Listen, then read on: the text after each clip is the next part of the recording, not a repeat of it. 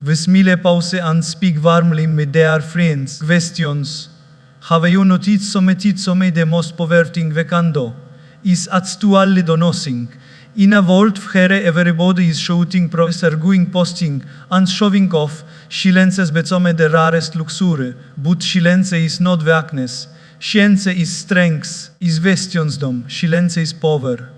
And if you learn the art of being silent, you can get everything in life. Silence is our energy, my friends. Let us think about this deeply. Every morning when we wake up, we feel we have energy to live. To work, to love, to dream. But just like your phone battery, our mental and emotional battery is also limited. We harge our phone at nikt budo we harge our mind. Dat is where silence comes in. Silence is like a power bank for the soul. Questions. When you use your phone, if you kept the apps open at the same time Instagram running, YouTube playing, frats abusing GPS on camera open, music streaming your battery will drain in no time. Questions. And then you start running around with your harger searching for a socket. In the same way our mind is like a phone. If we keep all the tabs of anger, gossip, unnecessary talk, arguments and complaints open, we drain our inner battery very quickly. And you must have noticed this in your life. After a long conversation full of arguments or gossip, how do you final? Questions, exhausted, heavy. But are some moments of silence, maybe sitting by yourself in the early morning? Questions, or watching the sunset without saying about how do you feel? Rehargect, peaceful. Dat is the power of silence. Questions aus energie. On a man told me pas famille, I felt so tired every day togi don't do much fischitzel walk. I asked him questions. Tell me how manus do you spend talking, texting, commenting, arguing, gesmilan side, almost all day. I said, dat is your answer. You are not tired betause ovok. You are tired betause of words. You words are powerful, but when me sus questions. Train moretana nefischitzel labor. Let me share with you a simple story. A bon se complained to his grandfather that he was always feeling tired. Questions. The grandfather gave him a small bucket of water and asked him to charily talking non-stop. Within a 5 minutes, the boy was exhausted. Then the grandfather asked him to carry the same bucket of water but in silence. He walked chile. The boy was surprised. The grandfather smiled and said, Powords are geabiertan buckets. The more you carry them unnecessarily, the more tired you become. Silence is likeness. In daily life, silence helps us save energy in very practical ways. Questions. Suppose you lago insults you at work. If you reply back with 10 angry sentences. Questions. Your mind will keep replying that conversation again and again the full day. You might lose sleep over it. But if you simply smile, stay silent, and move on, you keep pace and your energy. The other person's words might still echo, but they cannot harm you if you don't give them energy by responding. Silence is your shield. Questions. Have you ever noticed visible in your office, family or society? They don't talk much. They observe more, listen more, and when they finally speak, their words are evoked. Because they have wasted their energy in unnecessary talking. Questions. They have it in silence, and that savings gives them power. Just like money saved in the bank grows with interest. Energy saved in silence grows with wisdom. No fools think about relationships. Many times, arguments between husband and wife. Questions. Parent, children, friends or leagues are not because of big issues. They are because of small words spoken in anger. Azzarele sentenze and unnecessary reply tone. And then days of tension fall off. If in those moments we can practice silence, we save not only energy, but also our relationships. Silence is not running away. Questions. Silence is hosting pace over ego. I remember once I was traveling in a crowded train in India. Questions. People around were debating loudly about politics. Everyone wanted to prove they were right. Voices were rising, hands were moving. Questions. faces vere ret, I was gietli listening. After some chaimone maloket me antasketos famii, eu are silent. Foses side are eu on ismilet an sight, poi amon decide of peace. Eu al are losing energe. Iam saving mine, vestions, I de fole compartment burstinto lauter, but truly fogaine de most in that moment. De one fosavet his energe, silence gamet at strengths. And silence is not only about the mouth, silence is also about the mind. Many of us don't speak much, vestions, but our mind is chattering continuously. We are think, warning, remembering, regretting, questions. This mental noise also drains our energy. That is free meditation is so powerful is the practice of being silent not only outside, inside. And once eu le arto be silent inside, eu energie betsomes unshakable. Eu wake up fresh, eu work vis focus, eu love vis depths and sleep vis peace. So my dear friends, if you truly want to save your energy, practice silence in small ways. Friends som one is gossiping just smile and steiget. Friend anger rises, takade breas and remain silent for a few moments. Friend you are confused sit silently vis sure before making a decision. Questions, yon silence will guide you, protect you, and reharge you. Remember, revel speak is like spending a rupee of your energy. If you spend without thinking, you will be bankrupt of peace. But you spend visely and save through silence questions. You will always bury in energy, in wisdom, and in happiness. Be silent questions. And you will not only save energy, will create a life full of peace, power, and purpose. Questions. Silence helps you listen with their friends. One of the most underrated arts in today's noisy world is the art of listening. Questions. Everybody wants to tell to share to prove to show, but Hoffman truly listen. And here is the beauty. Questions. Silence is not only about keeping your mouth closed, it is about opening your ears and your heart. When you are silent, you can finally listen. And when you truly listen, you begin to learn, you begin to understand, and you begin to grow. Let us think of a simple truth. God gave us two ears and only one mouth. That itself is a divine suggestion listen twice as much as you speak. But what do we do? Wherever say it. We speak 10 times more and listen hardly once. That is famous people feel unheard, unloved, and misunderstood. Silence hangs that. Have you noticed how it feels when someone really listens to you? Imagine you are sharing your pain, your dream, questions, or even a small story of your body. If the other person is genuinely silent, looking at you, paying attention, you feel liked, question valued, you feel respected. But fail if you are speaking and the person interrupts, cuts you off, or talking about themselves, you feel ignored. And slowly relationships break because nobody is listening. Questions. Silence is not absent in such moments it is presence. A young boy once came to his father and said, "Oh papa, you are always busy, question listen to me." The father was shocked. He realized he was always to his son advising, teaching, correcting questions, but rarely used listening. So the next day he sat silently with his son and allowed him to speak. The boy spoke about soul, his friends, his fears, his dreams. At the end he hugged his father tightly and said, "Oh papa, this was the best day of my life." If had hanged, nothing except silence. The father stopped speaking and started listening.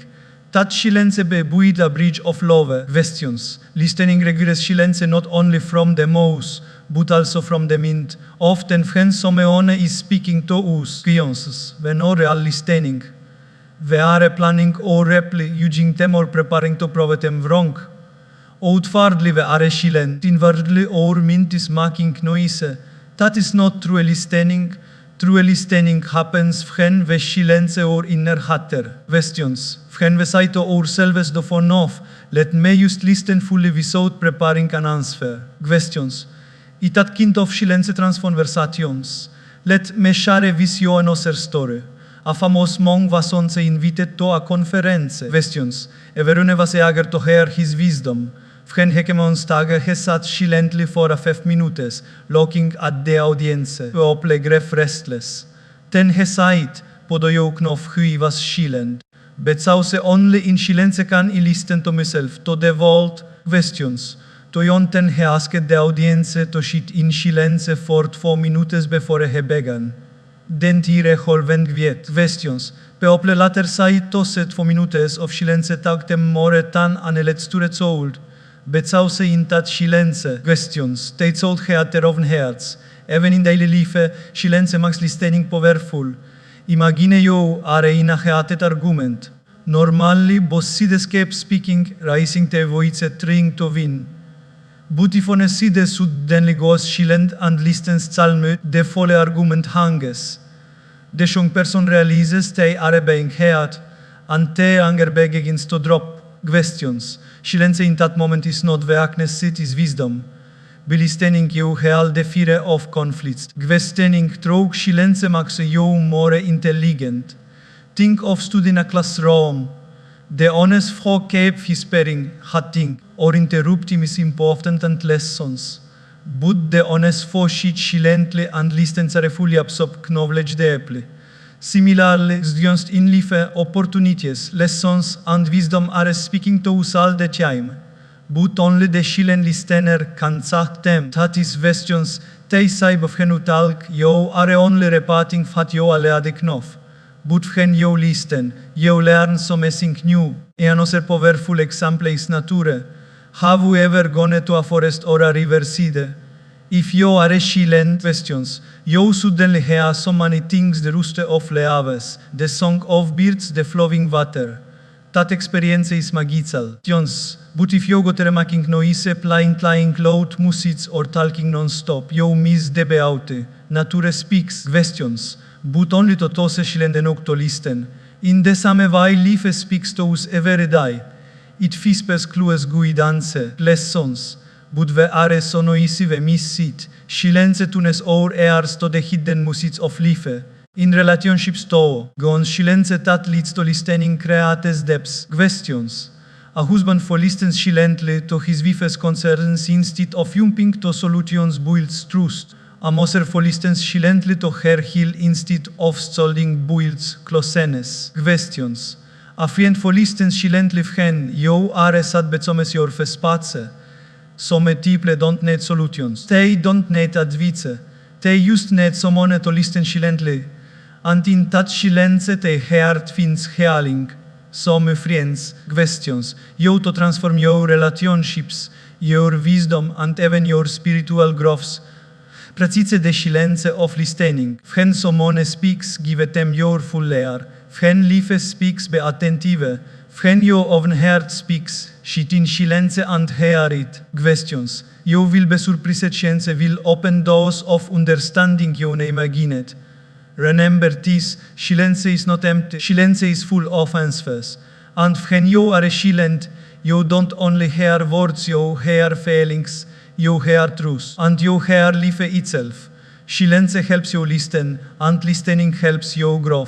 Silence makes you wise. Wisdom is not about how you know, how loudly you speak, or how often you prove yourself right. Wisdom is about when to speak, when not to speak, and when to simply smile in silence. Many times, questions. People confuse intelligence with wisdom. Intelligence is about information, but wisdom is about applying it at the right time. Questions. And silence is the bridge which converts information into wisdom. Have you seen how he talks? They keep asking questions. They want to express everything. But as people grow wiser, they don't feel the need to speak all the time questions. They know that silence has power than unnecessary words. It is said, po the false speaks, because he has to so messing questions. The wise man because he has so messing to say. And often when there is nothing meaningful to add, questions itself is the greatest wisdom. Let me share with you a simple story. Once a man asked Socrates, the great philosopher, vestido you speak so little, I Socrates replied, obecaus I prefer to listen more and when I need to speak, Ivant me words to care value. Questions, his silence was not peace, it was wisdom. Heknef that words showed beuset like zu rense fully sparingle, vis purpose. If you spento muhofficare lesle its value drops, if you said visele its impacts multiples, in all daily lives, ve ensonter zu untles situations helense reflects wisdom. Suppose you are in a meeting ad hoc. Questions. Everyone is throwing opinions, interrupting, trying to dominate. The room is full noise with very little sense. 10 questions sits silently listens to everyone, and at the right time, make one short statement that solves the issue. Questions. That pers remembered as vise, no sod ben sauce te spoke the most, but bezause te spoke the last hose the perfect moment. Silence gavetem tad wisdom. Sometime wisdom lies in not reacting at all. Imagine you are walking on the street, and a stranger shouts something rude at you. If you reply angrily, you create a fict. If you argue, you lose peace. Questions. But if you remain silent and valavai, you keep your dignity intact. That is wisdom. Silence here is not so vardice. Questions. It is so rage to hose peace overego. In fact, it takes far more strength to stay silent than to show batsk. Questions. Wisdom also comes from silence, bezause silence helps us observe. When you are talking, you are only repeating what you know. Questions. But when you are silent, you can listen to them and learn from them. Questions. A vice person is like a spongete soak in knowledge from everyone around them. They don't need to prove they are smart. Questions. Daily observe and in that observation, they gain the in sixth statkers miss. Think of nature tres. The mountains, the rivers that they speak loudly. No, they remain silent and yet they tichus somuch. A tre silently tiches patience. Questions. As it stands still and grows slowly, a river silently tiches persistence as it keeps flowing no matter the obstacles. Questions. Desk silent tiches vastness as it embraces everything. Nature is silent, yet is the wisest teacher. If you want wisdom, you must learn the language of silence. Another aspects of wisdom through silence is in relationships. Sometimes questions. Arguments happen between close on husband and wife, parents and children friends. In those heated moments, the wisest person is not the one who speaks more cleverly or argues better. The wisest is the one who uses silence. Bezause silence prevents what words can create. Unspoken, harsh words cannot be ten batsk. But if you use silence, you prevent unnecessary damage. That is wisdom. I remember meeting a very successful leader once. He told me, "Pin mitzarer." The biggest mistakes I made were not bezause of what I didn't know, but bezause of what I say in haste. Questions. I learned that silence before speaking is the road of wisdom. Before responding, before advising pause, before reacting pauses. In that silent pause, wisdom arises. Even spiritually, silence is the mother of wisdom. When you see in meditations, you enter silence, and in that silence you begin to understand truths that no book, no teacher, no lecture can give. Questions. You begin to see clearly who you are, what matters, and how life should believe it. Questions. The great science sagas of the world often went into silence, not bezause they had nothing to say. Questions. But bezause they were discovering figure wisdom. And when they did speak, their words carried the power of truth. My dear friends, questions makes you vizause bezause it teaches you restraint. It is your patience, teaches you teaming, and most importantly, questions. It teaches you that not every talk needs to be some word, not every opinion needs to be expressed. Questions, and not every fict your voice. Sometimes your silence is your loudest message. So in daily life, let us practice these questions. When tempted to remain silent, when provoked in anger, remain silent. When confused, remain silent and listen deeply. Questions. You will find that wisdom starts flowing naturally into your mind and remember. Questions. Silence not mean you don't know what to say. Silence means you know when to say and when not to. That is wisdom. Antonce you master that art, people will look at you with respect, because your words will carry weight, and your silence will carry power. Questions. Silence wins arguments are a part of life.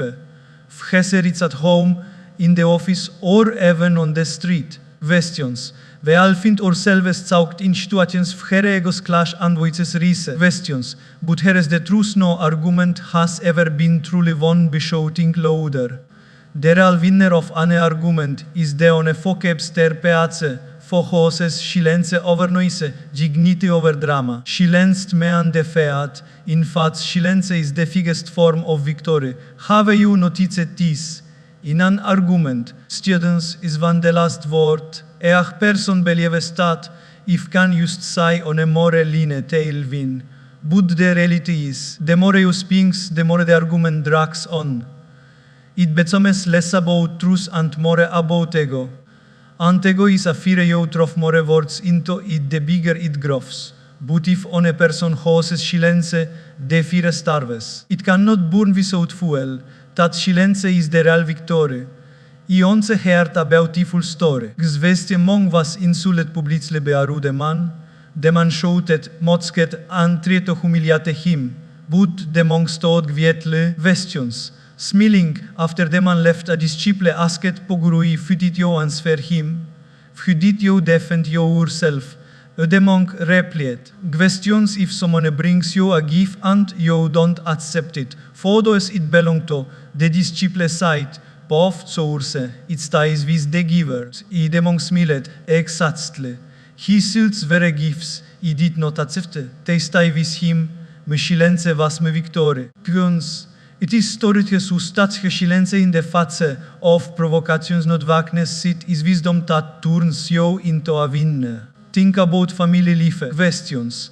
How many times do small arguments between husband and wife or between parents and children escalate into big fights? Not because of the issue itself, but because neither see the horse's silence.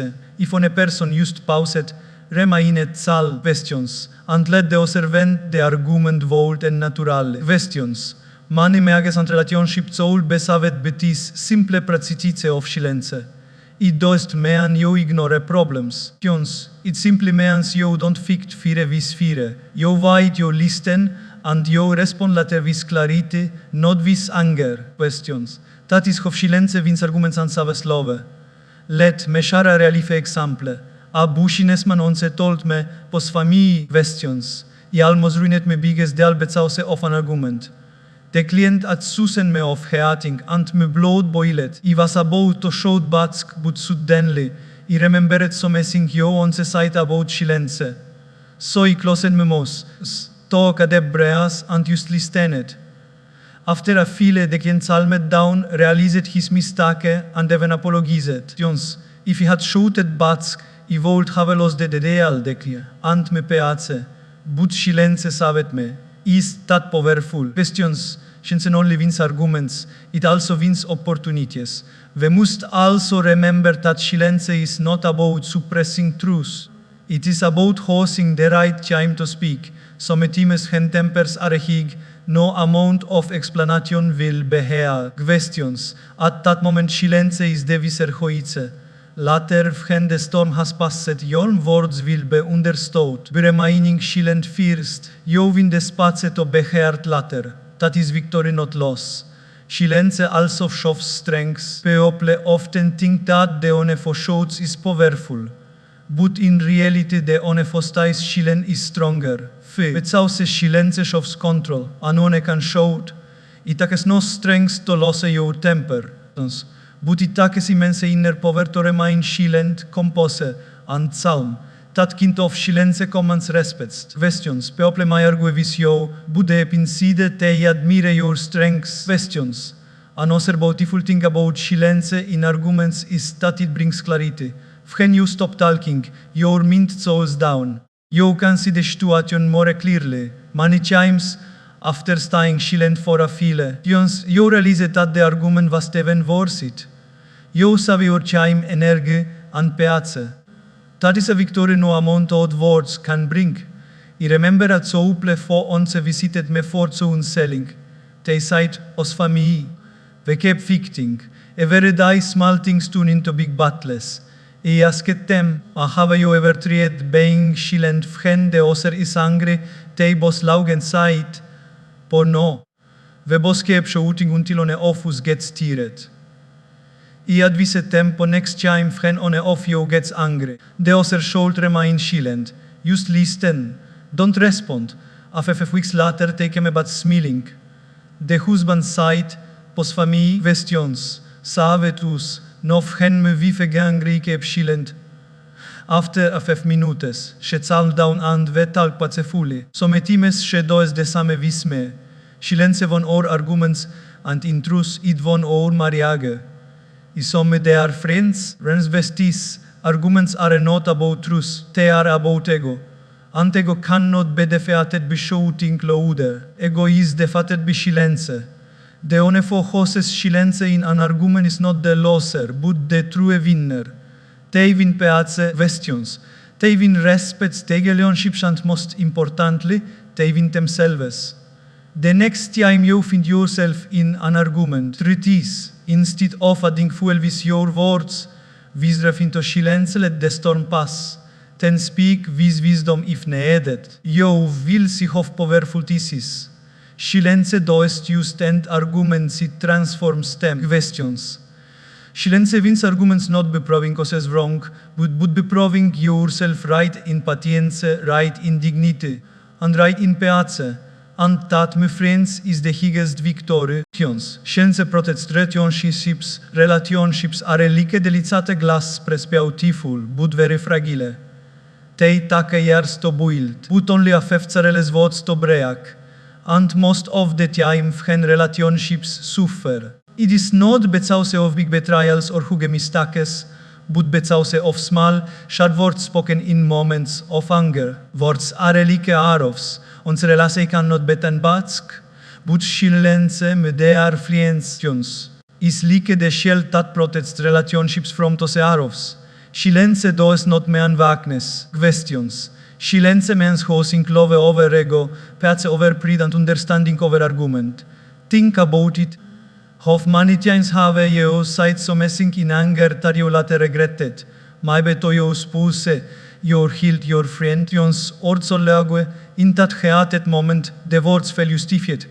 You feel you are right, so you speak loudly, sharply.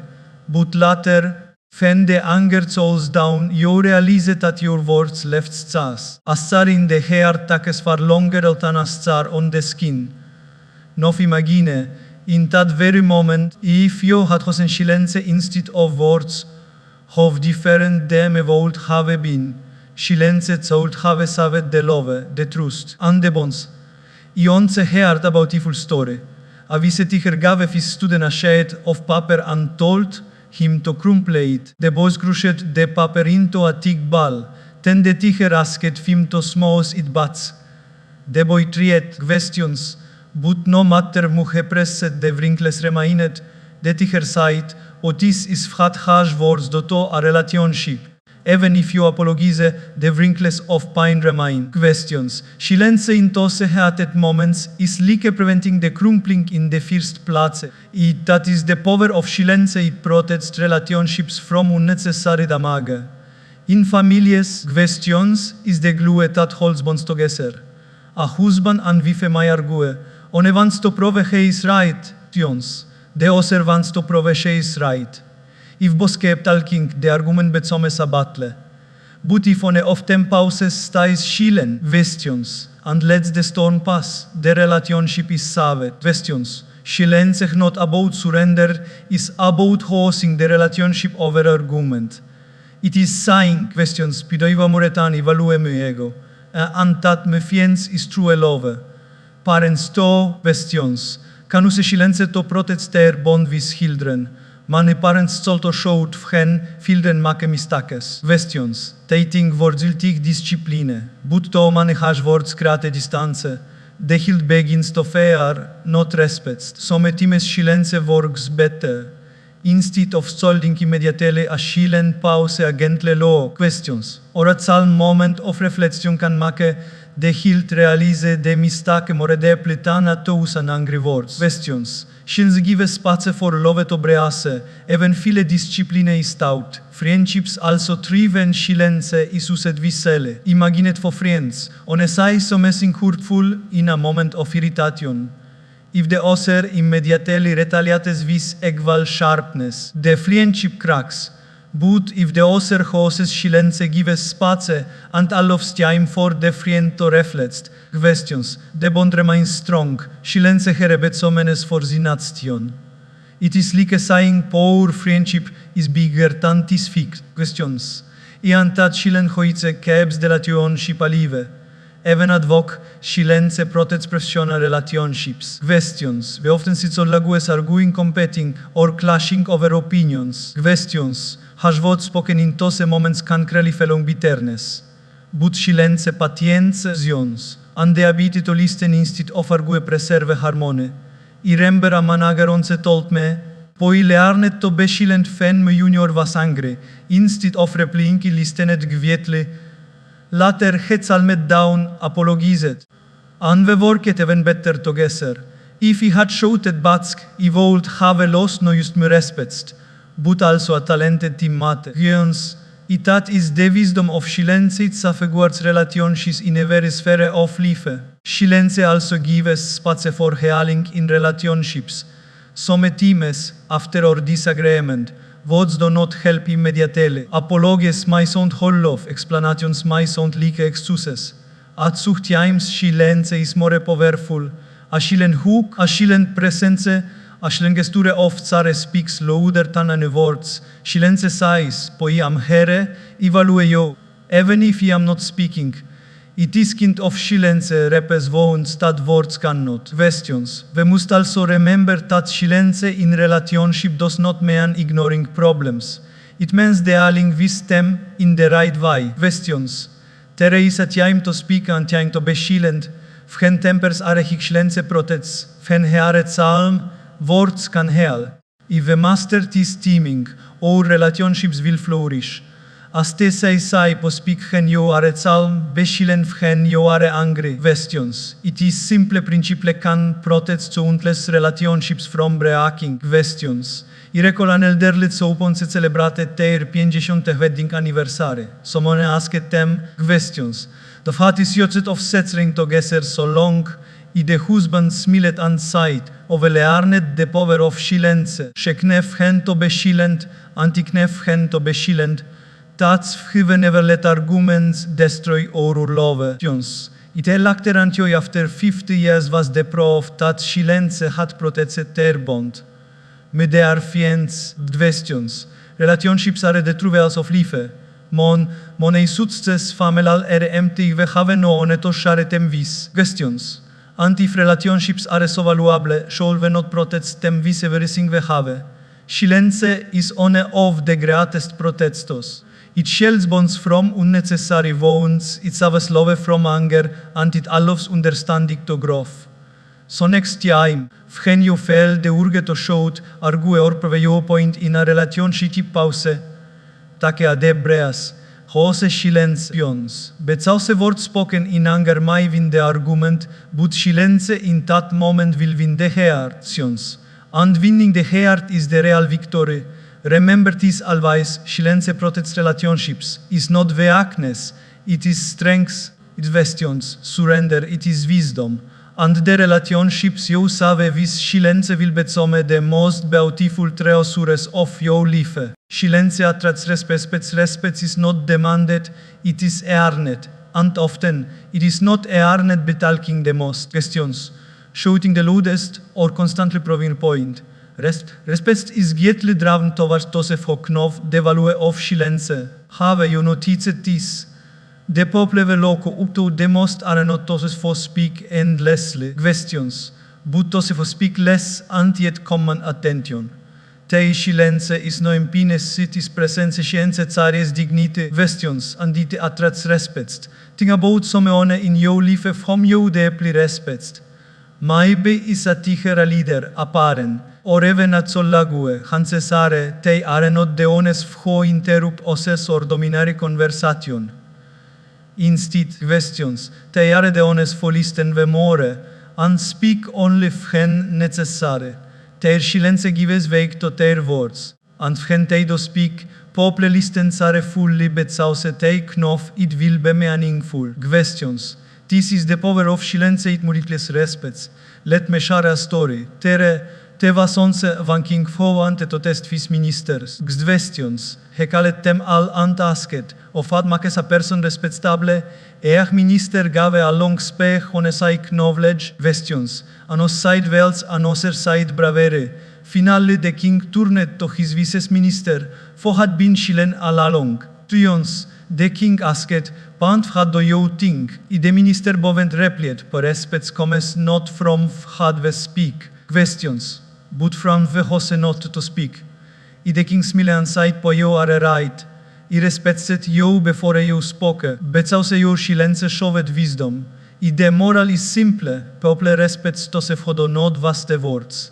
In daily life, questions, silence adds dignity to our character. Imagine for people in a chaotic situation keeps arguing, explaining, and shouting questions. Feel the other remains silent, for pairs stronger, for attracts more respect.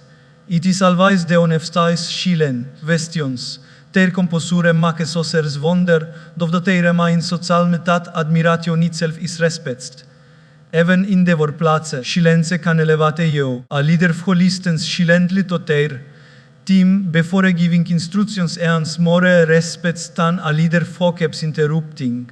Zions, a collagu who stays silent instead of gossiping, earns more trust than the one who talks to much.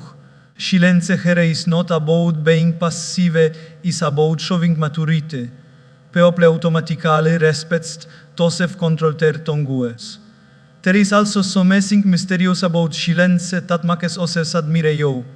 When you are always talking, questions, people know everything about your weak strengths, your thoughts, your opinions.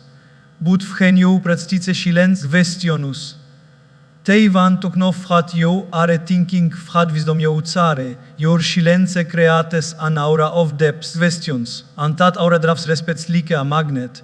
I remember meeting a senior morning with travels. He hardly spoke during our interaction, but the little side was full of depths. I noticed how everyone in the room striked, listened attentively, and admired him. Questions. It wasn't his words commanded respect, it was the silence between them. People respected him not just for his science, but for what he was not to say. Silence prevents disrespect. Many times when people talk to much questions, they end up saying things they show criticizing, gossiping, or revealing to much. This slowly reduces the respect others have for them. But if you know how to remain silent at the right moments, questions, you protect your image, you show that you value your words, and naturally others begin to value you more. Questions, respect grows not only from what you do, but also from what you refuse to do. Another important point is that silence shows emotional strength. In arguments or difficult situations, people expect you to react, to fight back, to lose control. But when you silent, you surprise them, your calmness shows you are above the noise, that you are not easily shaken. This earns respect because people see that you are in charge of yourself. Questions. A person who controls their tongue is respected far more than the one who controls others. Think of Mahatma Gandhi. Questions. He led one of the greatest movements in history, not with violence, not with shouting, but with silence, patience, and graceful action. His silence was not weakness, it was strength. And because of that silence, questions, he had the respect of millions across the world. History remembers not the loud voices, but the calm honest first taught in silence for truth. Even in personal relationships, silence attracts respect. A husband who listens silently when he is upset gains more respect than the one who argues bad questions. A parent who silently understands their child's feelings gains more respect than the one who keeps lecturing. Questions. A friend who silently supports you in your pain earns more respect than the one who gives endless advice. Silence shows understanding, and understanding always brings respect. If you want their friends want to be respected, don't try to impress people with your words. Impress them with your silence. Speak when it is needed, but don't speak just to fill the air. Use your silence to listen to observations and to carry yourself with dignity. In a world full of noise, the only can stay silent stands out, and that uniqueness itself commands respect. Remember, respect is not given to those who speak the most, but to those who speak the least and mean the most. Respect is not earned by shouting questions, but by being silent when everyone else is shouting. Questions respect is not demanded, it flows naturally towards those who know the value of silence. So let us learn this art. Us practice silence in our words, in our reactions, and even in our thoughts. And as we do questions, we will find that respect follows us we ask for it, but because we become worthy of it. Silence attracts respect. It is the great strength that makes us admire you, trust you, and honor you. And once you have that respect, questions, you are truly far greater than wealth or fame. Silence makes you mind powerful. The greatest battles of life are not fought outside the but inside the mind. A restless mind cannot focus, cannot create, cannot have questions. But a calm and silent mind is like a laser that cuts through distractions and directs its energy towards success. Silence is not the absence of noise, it is the foundation of inner strength. When you learn to be silent, questions, you to unlock the hidden power of your mind. Imagine a lake on a windy day. The water is restless, full of ripples, unable to reflect anything clearly. But when the wind stops, when silence returns, the lake becomes still. In that stillness, the lake reflects perfectly. The mind is exactly the same. When it is noisy, restless, and filled with hate, questions, it cannot reflect wisdom or clarity. But when silence enters, the mind becomes calm, focused, and powerful. That is when true creativity, intelligence, and strength arise. Think about your own daily life questions. How many talks run through your mind every single day? Worries about the future, regrets about the past, endless planning, endless comparisons. This constant inner noise drains your mental energy. Dat is hoe even when we do very little physical work, we still feel tired. But silence is the medicine for this tiredness. Questions.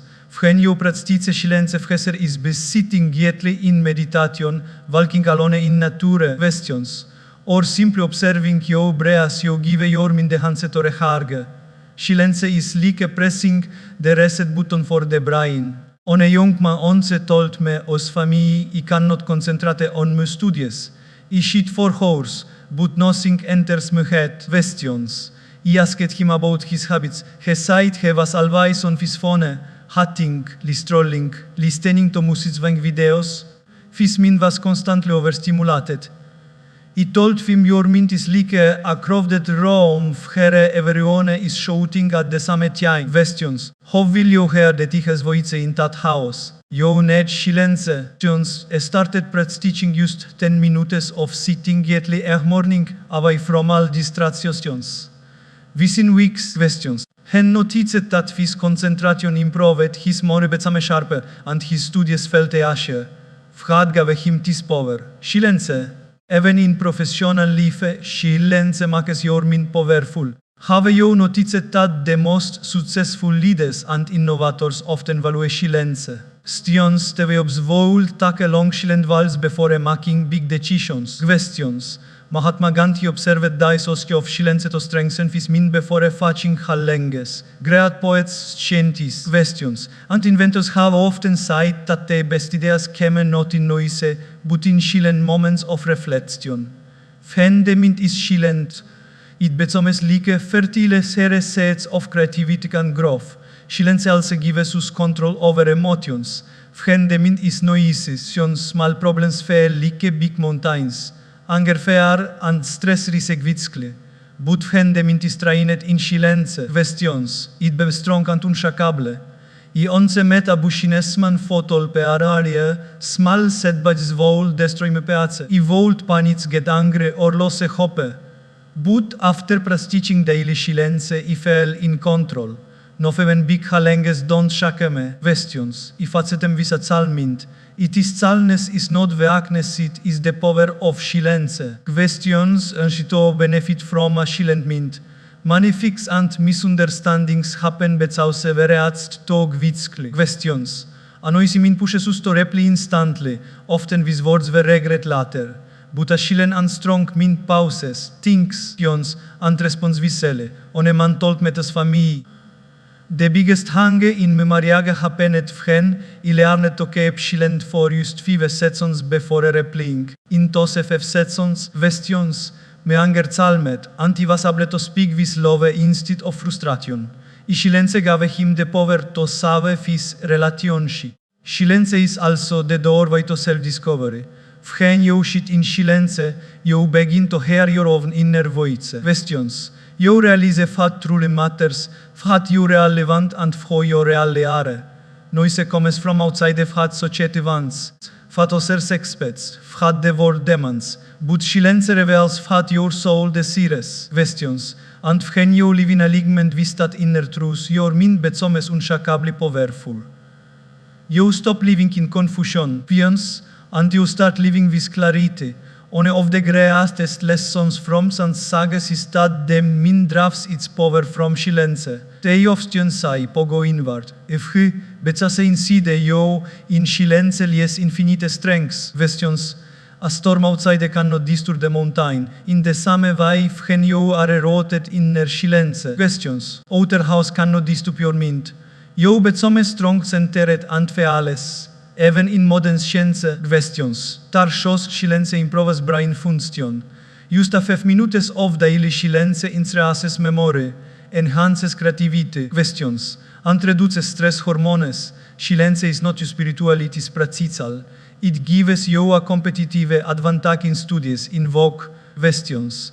And in relationships. My dear friends, we live in a world that celebrates noise, endless talking, endless posting, endless proving. Questions. But the truth is the most powerful people are not those who are always making noise. They are the honest folk enough to be silent. Because in silence the mind becomes a master. In noise the mind remains a slave. So if you truly want to make your mind powerful, learn to embrace silence. Vacă upalitle alier and sigvietle tunes. Turno offione for sometiame dai and listen to your breas. Valcalone in nature and observe without speaking. This small acts of silence will build immense strength in your mind. Remember this, Jons Fod becomes sharp when it is kept still and sharpened with patience. The mind becomes sharp when it is kept silent and trained with discipline. Question silence is not emptiness, is the sharpening stone of the mind. Entonces your mind is sharp, focused, and powerful. Tunes. There is nothing you cannot have in life. Silence makes your mind powerful. It gives you clarity, control, creativity, and courage. And when your mind becomes powerful, your life is unstoppable.